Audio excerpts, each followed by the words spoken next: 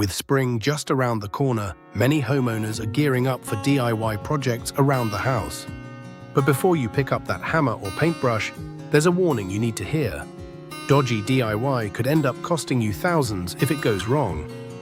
Home insurance experts at quotezone.co.uk say that if damage is traced back to poor workmanship, unsafe installations, or even undisclosed renovation work, your insurer could refuse to pay out.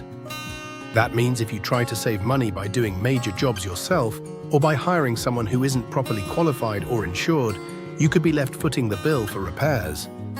A recent survey found that 80% of people would try a DIY job before calling in a professional, and 10% would even attempt a full kitchen or bathroom renovation.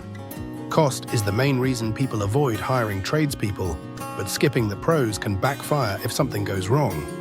Most home insurance policies won't cover damage caused by faulty plumbing, unsafe wiring, or structural changes done without approval.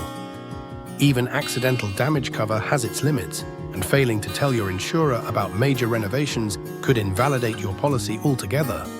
So before you start your next big project, make sure you know the risks. Sometimes calling in a professional is the safest and most cost-effective choice in the long run. Quote Zone Insurance Comparison. Find a better